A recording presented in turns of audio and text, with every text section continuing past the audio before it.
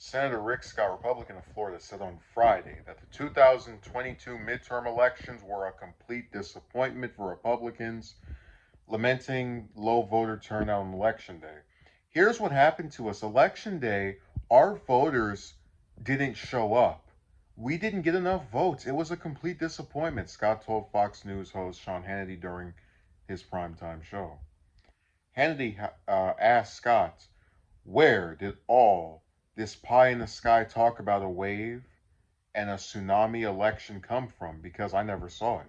The senator, who also heads the National Republican Senatorial Committee, said that Republicans were trending towards success in the polls leading up to the election, but that ultimately GOP voters did not show up. I think we've got to reflect now what didn't happen, said Scott. I think we didn't have enough of a positive message. We said everything about how bad the Biden agenda was. It's bad. The Democrats are radical, but we have to have a plan of what we stand for. The comments have Scott. The comments from Scott show come amid reports that the Florida senator would run for GOP leader, challenging Senator Minority Leader Mitch McConnell, who has held the position for years. Republicans were expected to make significant gains in 2022 midterm elections as Americans struggle with high prices eating up their paychecks. The party was expected to claim the House majority by wide margins, and polling showed the GOP had a chance to claim the Senate as well.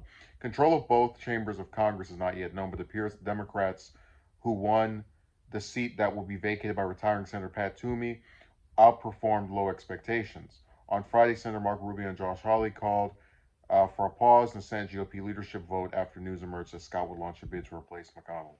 So, listen, um, Scott is someone who I've never really liked to any extent, never really had a high opinion of in any capacity. He's not really worse than most of the other Republicans, but he's kind of just a politician who is very milquetoast. He was governor of Florida when there were a lot of shootings that were going on. He didn't do anything to correct it, in my opinion. He was always just a whatever type. No better than the rest, but not really worse than the other Republican to me. And I guess I should just say politician because a lot of these conservatives in both parties get on my nerves. But I gained a little bit of respect for him in reading this because I've realized there are a lot of politicians when something doesn't go the way that they want, they can't be reflective or just be candid about, hey, we didn't fulfill the expectation that we had. Um, he in this statement is admitting they messed up. They didn't perform to the level that they were thinking they would, and they were creamed after not meeting an expectation that they had imposed for themselves or that they believed they were going to have through their voter reach or their or lack thereof, I should say.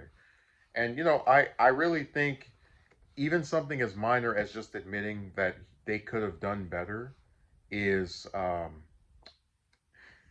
you know I'm actually looking at my video on him from last month, the 100% certain GOP win Senate and midterm.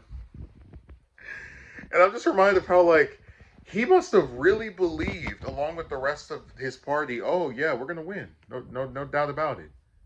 And now that it has not happened, he's going, well, there were some things we could have improved on. But again, as much as I could sit here and make fun of how wrong his prediction was, and I still might do it at some later point. I do respect the candidness of saying we need to do a better job of appealing to our voters, and we didn't fulfill the expectations that we put on ourselves.